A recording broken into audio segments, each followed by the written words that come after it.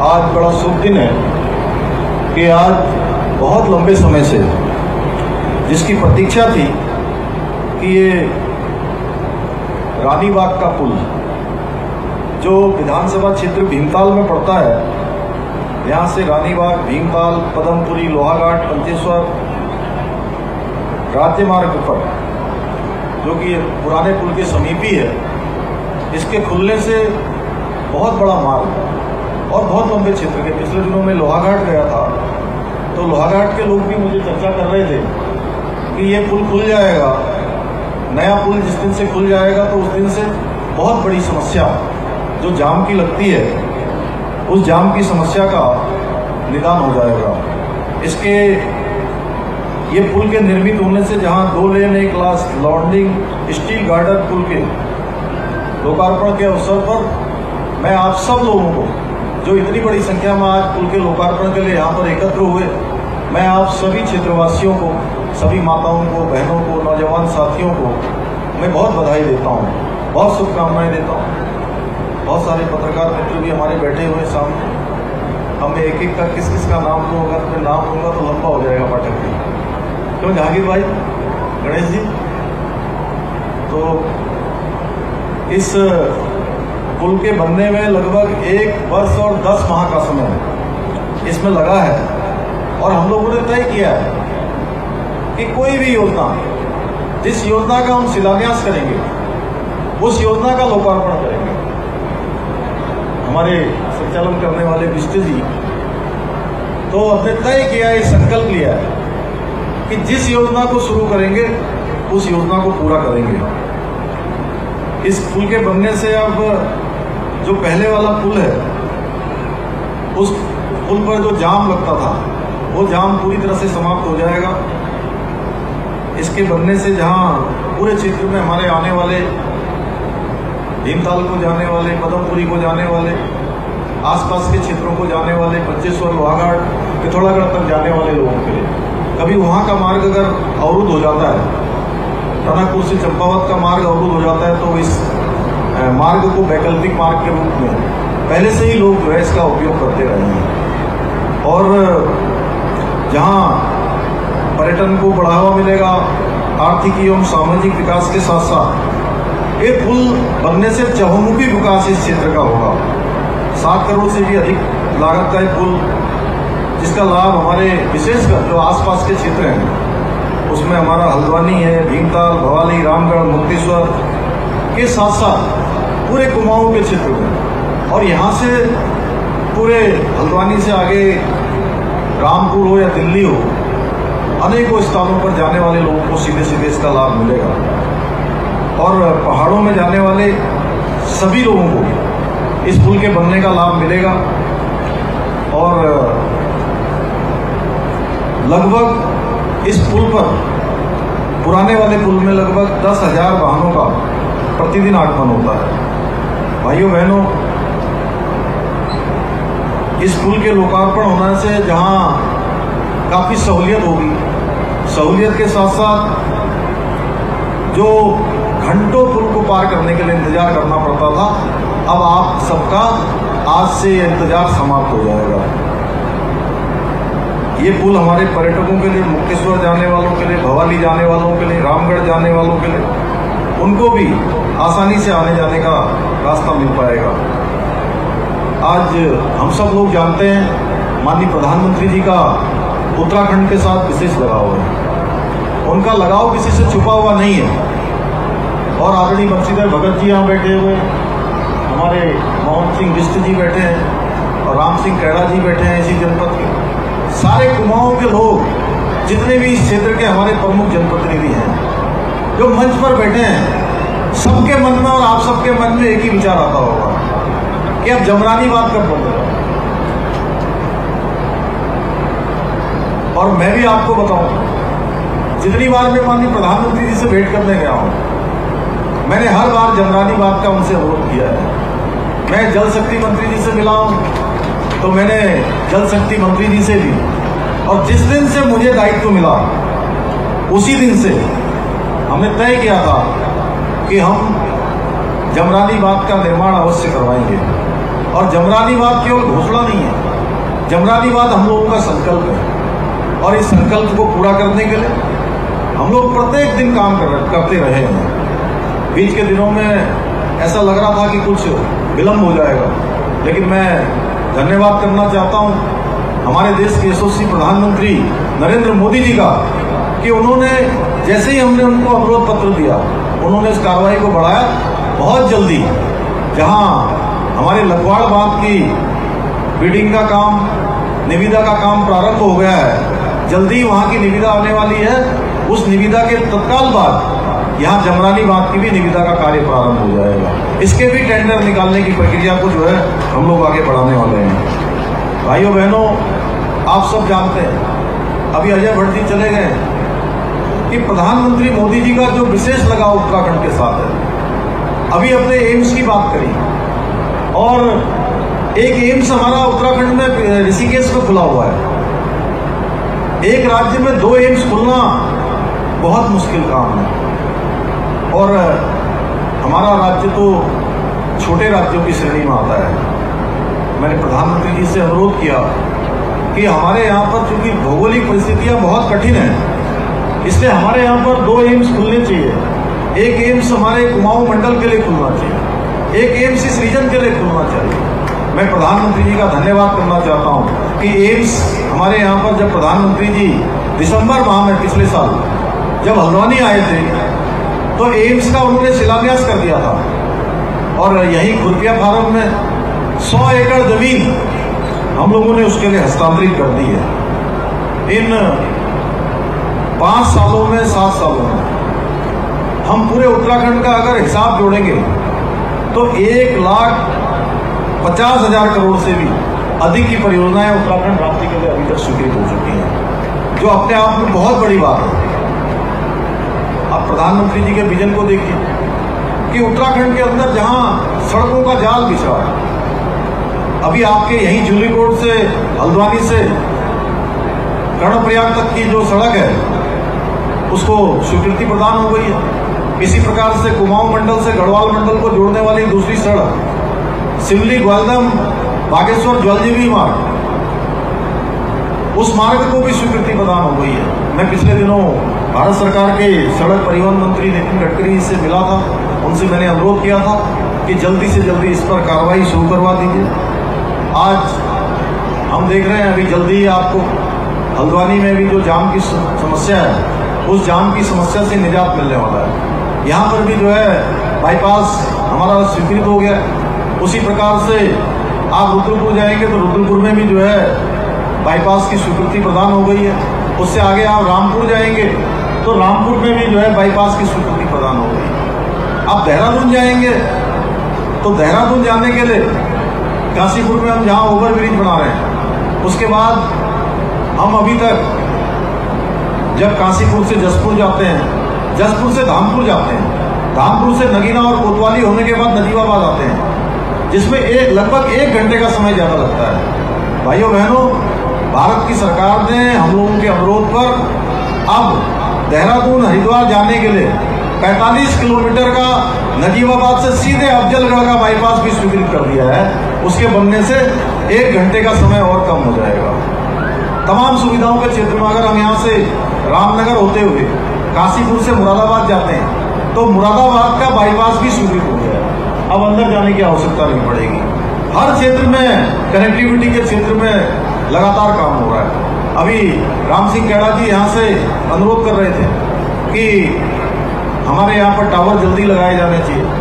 हम जानते हैं हमारे यहाँ पर बहुत कनेक्टिविटी की प्रॉब्लम है। अभी आप ही के बगल का विधानसभा क्षेत्र चंपावत है, वहाँ पर एक दुर्घटना हो गई थी। टांडा कटनाई गाँव, मैं वहाँ पहुँचा था चुनाव के तुरंत बाद। आदरणीय गैतोड़ी जी मेरे साथ थे, और चुनाव के दौरान हमारे राम सिंह कैड़ा जी भी वहाँ गए थे, हमारे राजेंद्र बिष्ट जी भी गए थे। वहाँ पर कनेक्टिविटी बिल्कुल नहीं है। ऐसे अनेकों गांव हैं जहाँ पर टेलीफोन काम नहीं करता है, दूरसंचार की सुविधा नहीं है। भाइयों बहनों, मैं माननीय प्रधानमंत्री जी का धन्यवाद करता हूँ। उन्होंने 1202 टावर हमारे 4G के उत्तराखंड के लिए स्वीकृत कर दिए, विभिन्न स्थानों पर लगाए जाने वाले हैं। भारत नेट का भी अभी हमने उनसे अनुरोध किया है। भारत नेट के लिए भी जल्दी ही हमको जो सेकेंड फेज है, जिसमें लगभग 6000 गांव भारत नेट के तहत इंटरनेट की सुविधा से जोड़े जाएंगे, उसको भी जल्दी ही स्वीकृति मिलने वाली है। कुछ टेक्निकल उसमें पेच फंसा हुआ था, उसको जल्दी ही उसका निस्तारण होगा और जल्दी ही उत्तराखंड के एक एक गांव को जोड़ने का काम होगा। भाइयों बहनों, आज जहां माननीय प्रधानमंत्री जी ने 5 नवंबर 2021 को बाबा केदार की भूमि से कहा था कि आने वाला जो 21वीं सदी का तीसरा दशक है, ये 21वीं सदी का तीसरा दशक उत्तराखंड का दशक होगा। और उनके मुंह से शब्द निकले कि 21वीं सदी का तीसरा दशक उत्तराखंड का दशक होगा। इस बार की जो हमारा यात्रा सीजन है, जो पर्यटकों का सीजन है, श्रद्धालुओं का सीजन है, देवभूमि में आने वाले तीर्थाटन करने वाले लोगों की संख्या है, वो अभी तक 30 लाख की संख्या को पार कर गया है, जो अपने आप में एक रिकॉर्ड है। अभी यात्रा बची हुई है, अब सितंबर से फिर से जो है लोगों का आना शुरू हो जाएगा। बरसात के कम होते ही हमारे यहाँ पर फिर से यात्रा सीजन चालू हो जाएगा। इसके साथ साथ अभी कांवड़ यात्रा हुई। कांवड़ यात्रा में जहां हम 1 करोड़ 2 करोड़ की अपेक्षा करते थे, हर वर्ष यही रिकॉर्ड होता था। और इस बार जब कांवड़ यात्रा प्रारंभ हुई तो हमारे तो हाथ पांव फूल गए कि कैसे इतनी बड़ी यात्रा नियंत्रित होगी, कैसे व्यवस्थित होगी। भाइयों बहनों, भगवान भोलेनाथ के आशीर्वाद से, मां गंगा की कृपा से 4 करोड़ से भी ज्यादा शिव भक्त कांवड़ियों ने गंगा का जल लेकर अपने अपने स्थानों पर सुरक्षित चले गए, जो अपने आप में एक रिकॉर्ड है। माननीय प्रधानमंत्री जी ने वहां कहा और यहां साक्षात रूप से, व्यवहारिक रूप से धरातल पर उतरने लगा। अब हर दिशा में हमको आगे जाना है। जहां आज आप देखेंगे तो यहां केदारपुरी में भव्य निर्माण का कार्य चल रहा है। हमारे उत्तराखंड का नाम देश दुनिया में हो रहा है। पहले चरण का काम पूरा हो गया, दूसरे चरण का काम पूरा हो गया, अब तीसरे चरण का काम चल रहा है। चारों धामों पर जाने वाले जितने यात्री हैं, वो यात्री हमारे कुमाऊं मंडल की तरफ भी आए, कुमाऊं की तरफ भी आए। उसके लिए जहां हम सड़क कनेक्टिविटी को बढ़ाने पर विशेष ध्यान दे रहे हैं, उसके साथ साथ जो हमारा कुमाऊं क्षेत्र है, इस पूरे कुमाऊं क्षेत्र में मानस खंड कॉरिडोर बनाने का हमने संकल्प लिया है। और मानस खंड कॉरिडोर में प्रत्येक जनपद के जो हमारे पौराणिक मंदिर हैं, बड़े धार्मिक स्थान हैं, उन सारे धार्मिक स्थानों को एक सर्किट से तहत जोड़ने की हमारी योजना है। जहां पर अच्छा आवागमन हो, जहां पर अच्छे सड़कों की व्यवस्था हो, अवस्थापना सुविधाएं, आवास, बिजली, पानी, तमाम प्रकार की जो सुविधाएं होती हैं, वो सारी सुविधाएं हमारे इन स्थानों पर पहुंचे।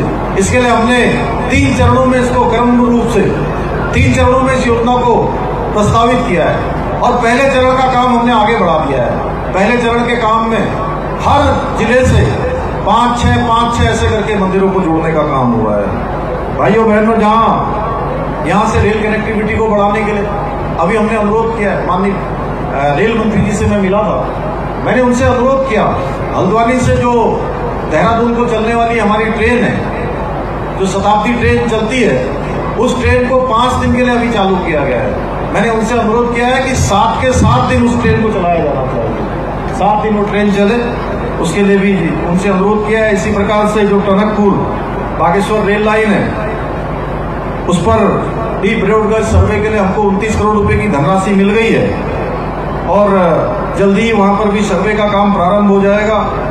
अभी ऋषिकेश से कर्णप्रयाग जिस प्रकार से योजना चल रही है, ऋषिकेश कर्णप्रयाग रेल योजना में जहां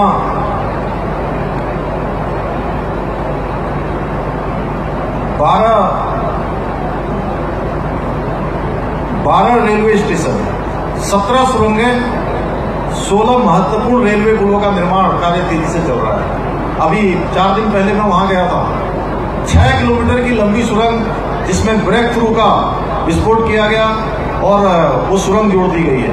उसी प्रकार का काम हमारे माननीय प्रधानमंत्री जी ने जो टनकपुर बागेश्वर रेल लाइन है, उसके लिए भी जब वो हल्द्वानी की सभा में आए थे, उन्होंने वही कहा था कि ये केवल हमारी घोषणा नहीं है, हमारा संकल्प है। इसको बढ़ाने के लिए लगातार काम हो रहा है। जहां रोपवे नेटवर्क को आगे बढ़ाने के लिए अभी भारत सरकार पर्वतमाला नेटवर्क माला लेकर आई है। पर्वतमाला नया कार्यक्रम शुरू किया है, जैसे भारतमाला है उसी प्रकार से पर्वतमाला कार्यक्रम है। और इस पर्वतमाला कार्यक्रम के तहत हमारे उत्तराखंड को सर्वाधिक लाभ होने वाला है। हमारे जो स्थान है, सारे स्थानों पर रोपवे नेटवर्क से कनेक्टिविटी को बनाया जाएगा। उसके लिए लगभग 40 स्थानों का हमने प्रस्ताव कर दिया है। जो प्रमुख स्थान है, उन सभी स्थानों पर हमारी कनेक्टिविटी हो जाएगी।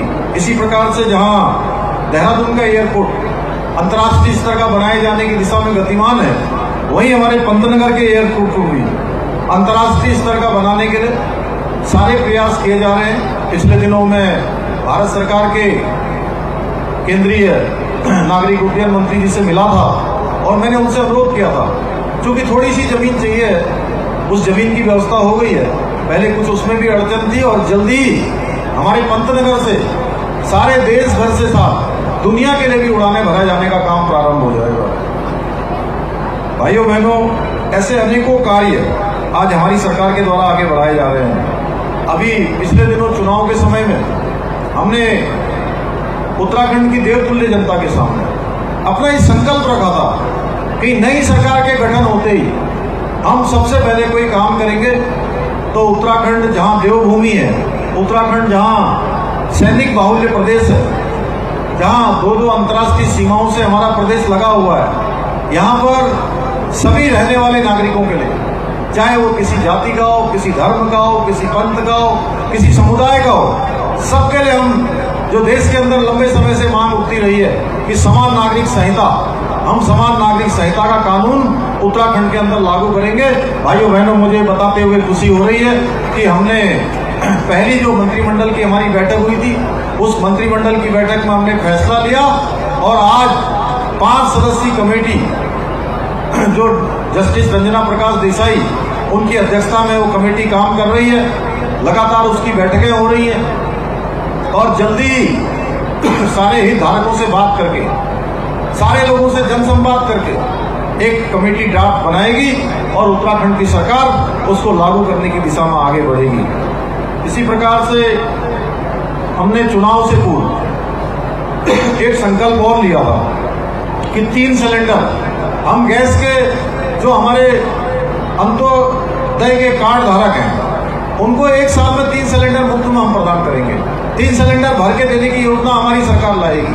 भाइयों बहनों, रेखा आर्या जी उसकी मंत्री हैं। हमने 55 करोड़ रुपए का प्रावधान बजट में कर दिया था, उसका शासनादेश भी हमने कर दिया है। जल्दी हम उस योजना को भी लागू करने वाले हैं। इसी प्रकार से हमारी सरकार ने आशा कार्यकर्ताओं का मानदेय बढ़ा दिया है, आंगनबाड़ी बहनों का मानदेय बढ़ा दिया है।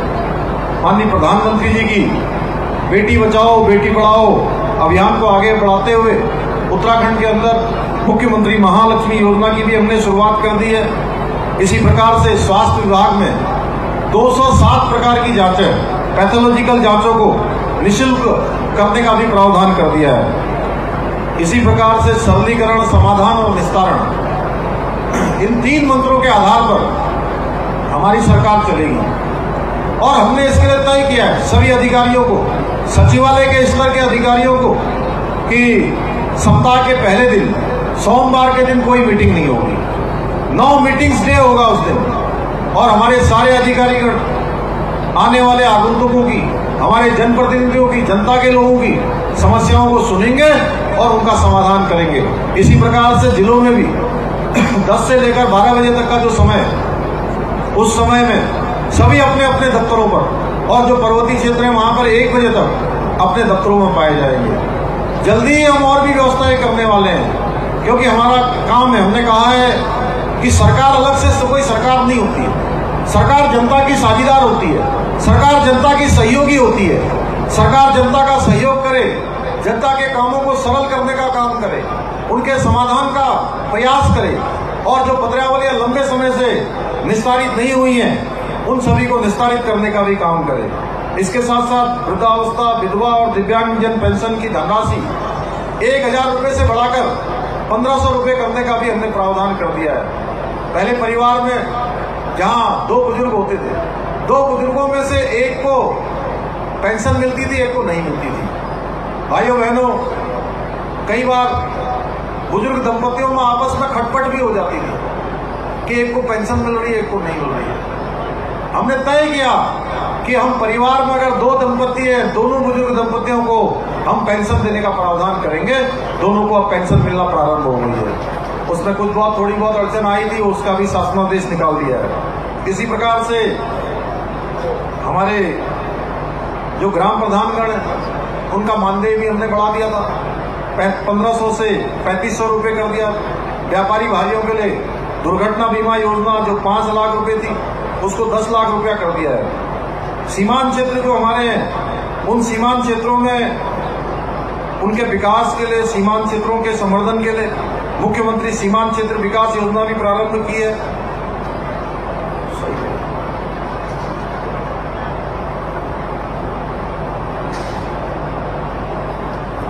हमारे यहाँ पर पलायन की बहुत समस्या है।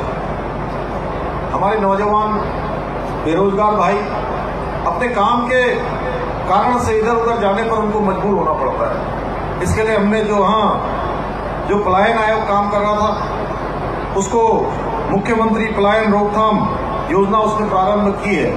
इस योजना के तहत जहां हम स्वरोजगार के लिए प्रावधान किया, अभी बैंकों के लोगों से बात की, SLBC में हमने कहा है, SLBC के इस बैठक में जो अभी हमारी इसी माह हुई थी, मैंने सारे बैंक के लोगों से अनुरोध किया कि जितने भी हमारी बहनें हैं दूर दराज में अपने समूह चलाती हैं, ग्राम संगठन चलाती हैं, क्लस्टर के माध्यम से काम करती हैं, हमारे नौजवान भाई कोई काम करना चाहते हैं, उन सभी को ऋण लेने के लिए कहीं भटकना न पड़े, कहीं इधर उधर न जाना पड़े। कई बार वो बड़े उत्साह में आते हैं काम करने के लिए, लेकिन उनको इतनी औपचारिकताओं में डाल दिया जाता है कि उन औपचारिकताओं के कारण से उनको ऋण लेना कठिन नहीं, नामुमकिन हो जाता है, असंभव हो जाता है। हमने कहा कि आप भी जो हमारी सरकार ने योजना चलाई है सरलीकरण, समाधान और निस्तारण, उस योजना को आप भी अपनाइए और आप अपनाकर आप भी ऋण देने की व्यवस्था को सरल बनाइए। सभी बैंकों से कहा है कि सभी का एक समान फॉर्मेट बनाइए।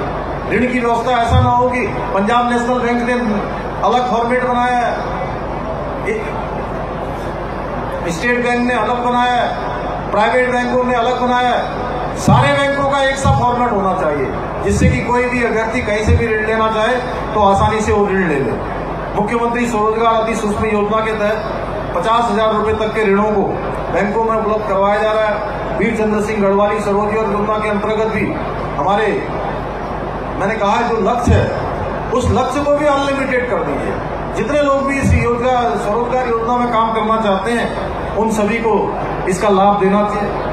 मुख्यमंत्री उदयमान खिलाड़ी उन्नयन योजना भी हम लोगों ने प्रारंभ की है और जल्दी 14 से 23 वर्ष के लिए भी ये योजना हम प्रारंभ करने वाले हैं। भाइयों बहनों, जहां हर घर से जल में और हर घर से नल और हर घर नल से जल, इस योजना में अभी तक 7 लाख से भी ज्यादा परिवारों को लाभान्वित किया जा चुका है। नदियों और जल स्रोतों को पुनर्जीवित करने के लिए आज बहुत सारी नदियां, हमारी कोसी है, गगास है, इस क्षेत्र की बहुत सारी नदियां आज सूख रही हैं।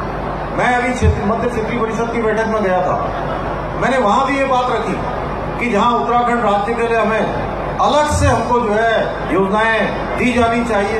यहाँ की भौगोलिक स्तर यहाँ का बहुत कठिन है, पूरे देश के लिए जो योजनाएं एक समान बनती है उससे बहुत सारी योजनाएं हमारे पर्वतीय क्षेत्रों में लागू नहीं हो पाती। अब इसी जिले का उदाहरण देख लीजिए आप, यही हमारा नैनीताल जिला है। नैनीताल जिले में ही एक योजना पूरे जिले में फिट नहीं बैठेगी। हल्द्वानी तक आपका एक अलग भौगोलिक स्तर है और नैनीताल की तरफ जब हम चले जाएंगे नीचे की तरफ तो एक अलग स्तर हो जाएगा। इसलिए भाइयों बहनों, ये मांग मैंने लगातार वहां भी उठाई है और एक सुझाव भी वहां मैंने दिया, नीति आयोग में भी मैंने सुझाव दिया है कि जितनी भी हमारी नदियां सूख रही हैं, हमारे जल स्रोत सूख रहे हैं, हमारे जो बरसाती नदियां हैं वो बरसात के बाद बिल्कुल ही खत्म हो जाती हैं, इन सभी को चार्ज करने के लिए, उनको रिचार्ज करने के लिए, नदियों के पुनर्जीवन के लिए भी भारत सरकार से अनुरोध किया है कि इस क्षेत्र में भी योजना बनाई जानी चाहिए।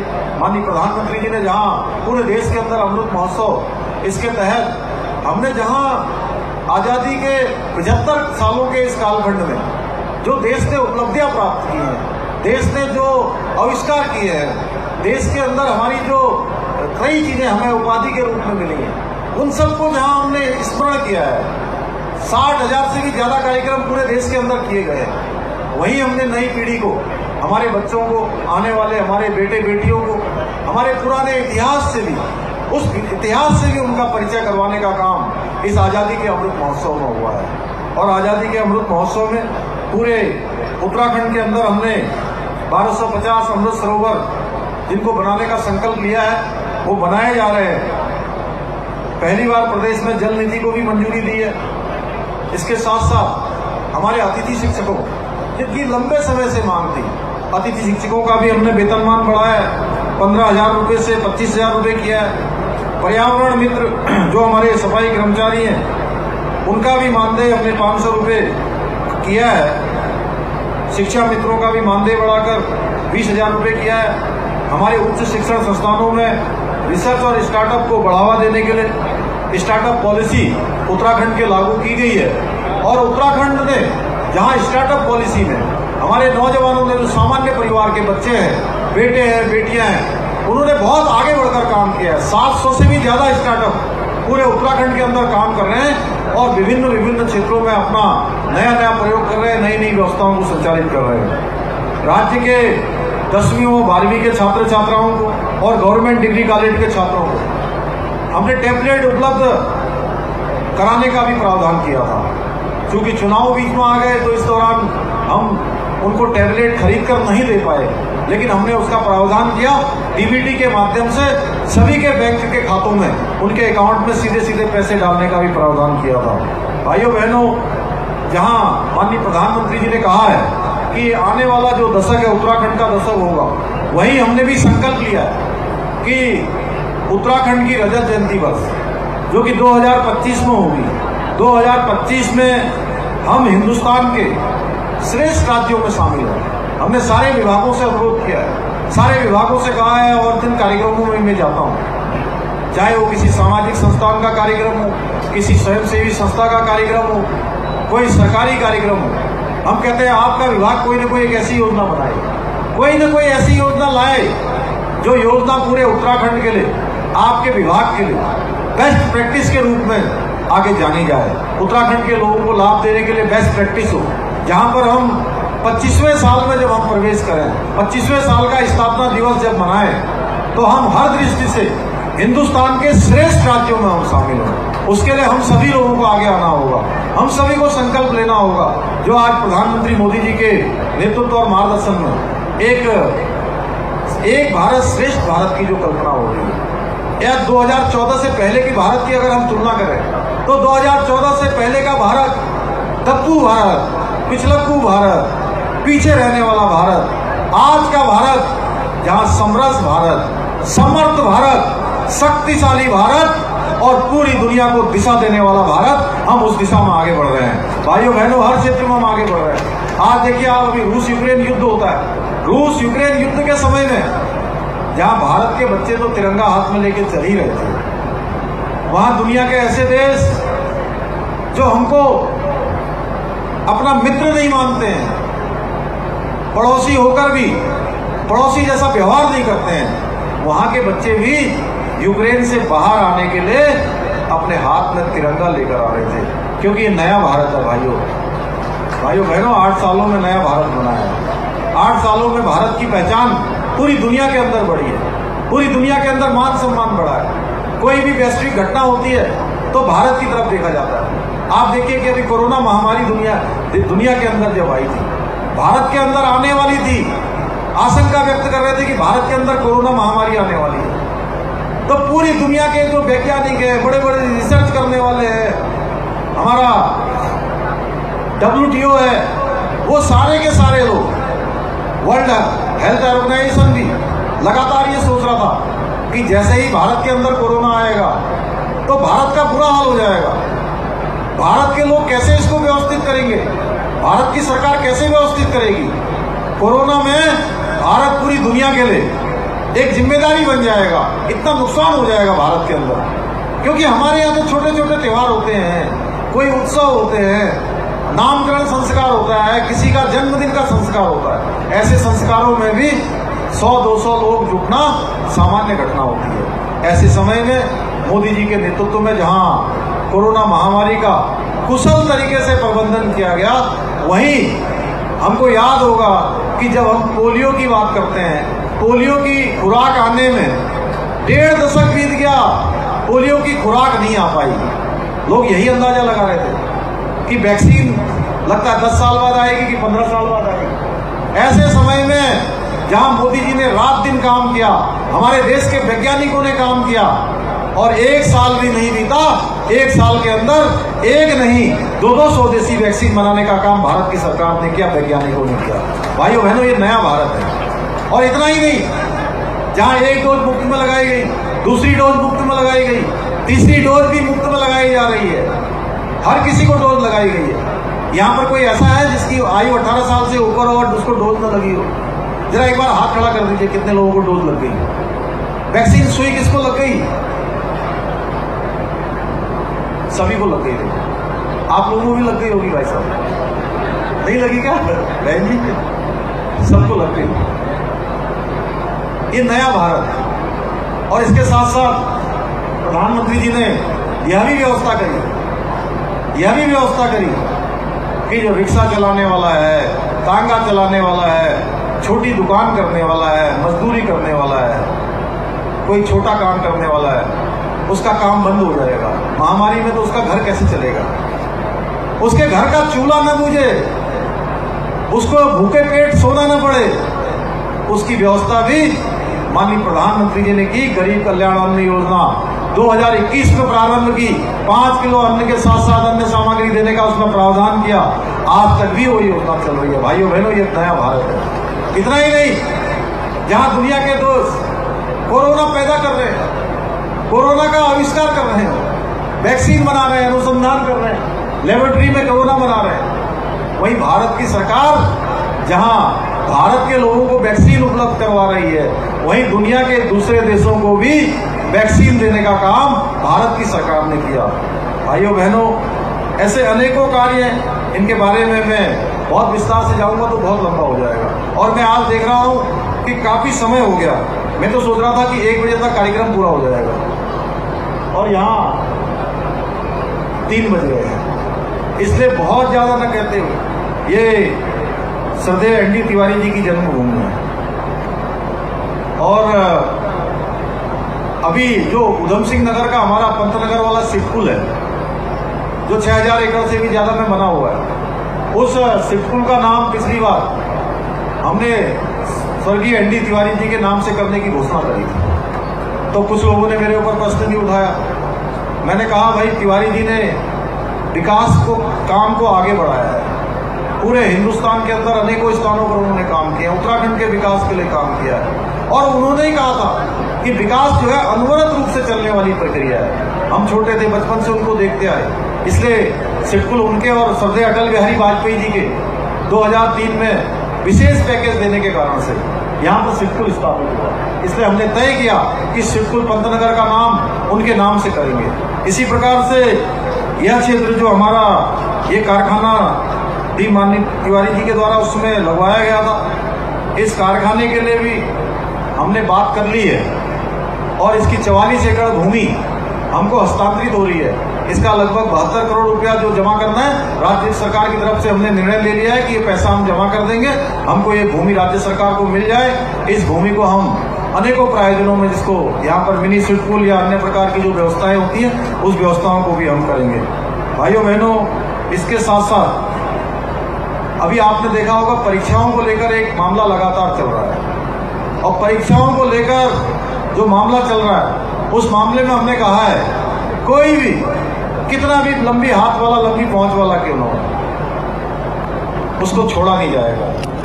और उस पर लगातार उत्तराखंड की एसटीएफ काम कर रही है। अभी तक 30 लोगों की रिकॉर्ड तोड़ गिरफ्तारी उसमें हो चुकी है। अभी हम और भी आगे काम करने वाले हैं। जिसकी भी संलिप्तता पाई जाएगी, उस पर हम कार्रवाई करेंगे।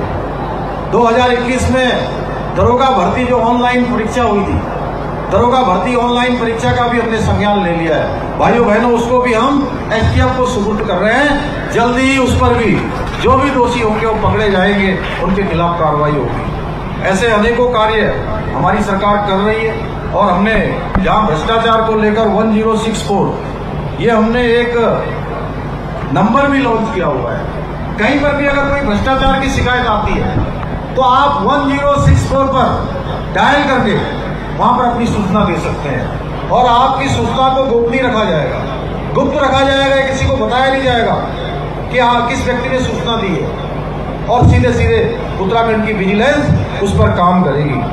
मैं चूंकि आज के अवसर पर बहुत सारी बातें मेरे से पूर्व वाले वक्ताओं ने कह दी है और राम सिंह कैड़ा जी ने मुझे जो है ये 1 से लेकर 22 तक का और इतना ही बड़ा अजय वर्दी को एक ज्ञापन दिया। इस क्षेत्र की मांग है और मैं जानता हूं ये बड़े हमारे कर्मशील विधायक हैं, कर्मठ हैं, युवा हैं, जुझारू हैं, बहुत जोशीले हैं, क्षेत्र की जनता के लिए लगातार सोचते हैं, चिंता करते हैं। मैं इन सबको अपने साथ ले जा रहा हूं और इसमें सभी पर जो भी कार्रवाई हो सकती है उन सभी को कार्रवाई के लिए प्रस्तावित करेंगे। इसके साथ साथ जो भीमताल ब्लॉक के कैलाश द्वार से कैलाश मंदिर तक बने हुए मोटर मार्ग में दर्जन भर से भी अधिक ग्राम सभाएं पड़ती हैं।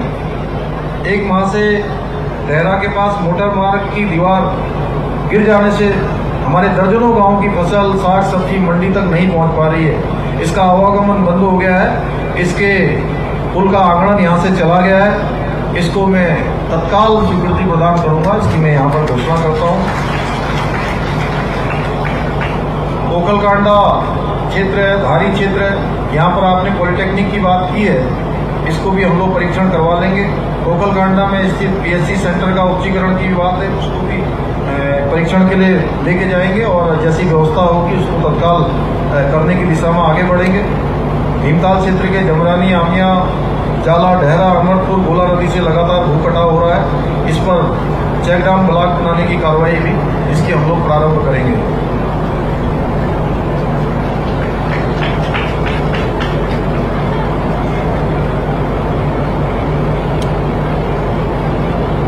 नगर पंचायत जो हमारी भीमताल है उसको भी अपग्रेड करने की जो कार्रवाई है उसको करेंगे।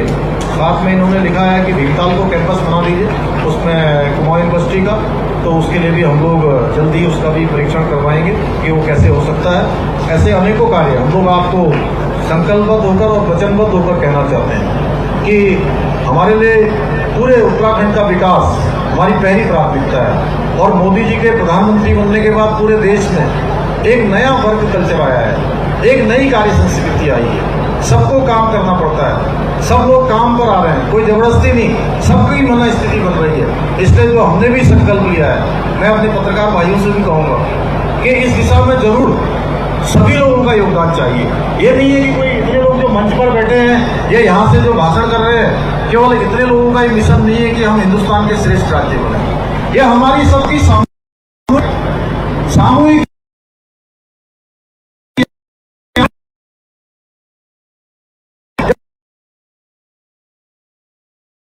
मैं इस दिशा में हम चलेंगे तो कोई